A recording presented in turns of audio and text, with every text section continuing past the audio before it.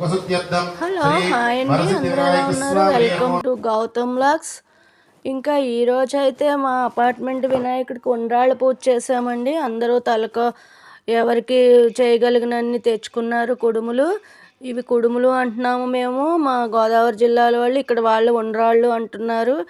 ఇంకా ఇదైతే నేనైతే 108 కుడుములు చేసి ఇచ్చాను. ఇంకా బియ్యాన్ని ఇలా కడిగి శుభ్రం చేసుకుని, ఆ తర్వాత అయితే దాన్ని మిక్సీ పెట్టుకుని రవ్వ జల్లించుకున్నది మెత్తని పిండి తీసేసి, ఒక కొబ్బరికాయ కొట్టుకుని, ఒక చిన్న గ్లాసుడు శనగపప్పు చేసుకుని, మొత్తానికి కుక్కర్లో నెయ్యితో కొంచెం రవ్వని వేపి, కొబ్బరికూరు శనగపప్పు వేసి, దాన్ని 1కి 2 వంతులు చొప్పున వాటర్ వేసి 2 విజిల్స్ రానిచ్చాము. దాని తర్వాత ఈ గిన్నెలో తీసుకున్న తర్వాత దాన్ని చల్లారబెట్టి, ఆ తర్వాత ఇలా కుడుములు చేసాము.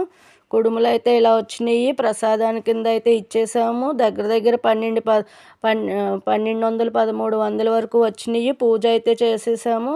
ఈ అబ్బాయి అయితే పాట పాడుతున్నాడు. పూజ అయితే బాగానే జరిగింది. ఆ తర్వాత ఈ పూరి అయితే గౌతమ్ కోసం పక్కన వాళ్ళు ఇచ్చారు. ఇంట్లో కూర అయితే బీరకాయ కూర వండాను, ఇంకా రసము, ఇంకా ఇంట్లో ఏదో పచ్చడి ఉంటుంది కదా, ఇదేనండి వాళ్ళకి వంట. అయితే పెద్దగా ఏమీ వండలేదు.